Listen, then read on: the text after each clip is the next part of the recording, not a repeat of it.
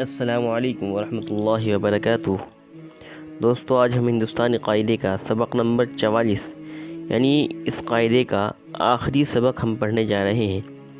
اس سے پہلے اگر آپ نے ابھی تک ہمارے چینل کو سبسکرائب نہیں کیا ہے تو چینل کو سبسکرائب کر دیں تاکہ جو ہم نے پچھلے اسباق پڑھے ہیں ان کو بھی آپ پڑھ سکیں۔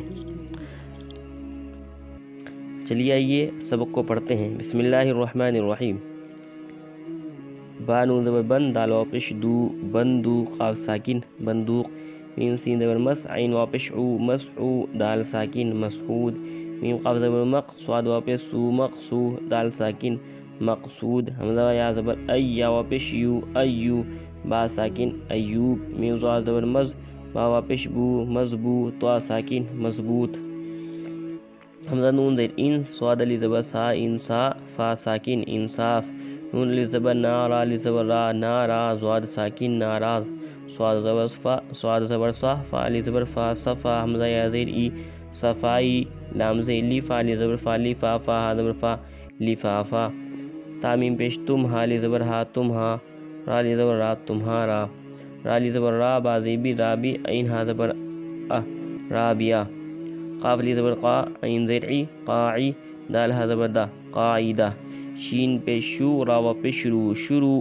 عین ساکن شروع، بندوق، مسعود، مقصود، ایوب، مضبوط، انصاف، ناراض، صفائی، لفافہ، تمہارا، رابعہ، قاعدہ، شروع۔ اب اسی سبق سے متعلق جملے ہیں۔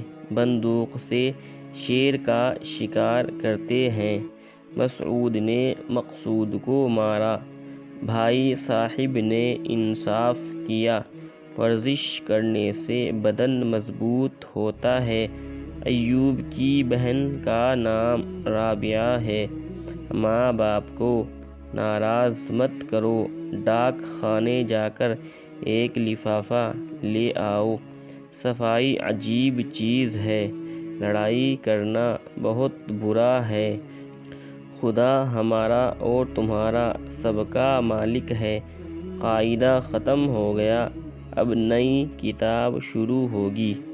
تو دوستو، اس طرح سے آج ہمارا ہندوستانی قاعدہ مکمل ہو گیا ہے۔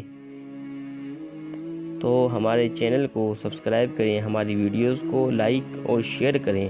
جزاکم اللہ خیرا و احسن۔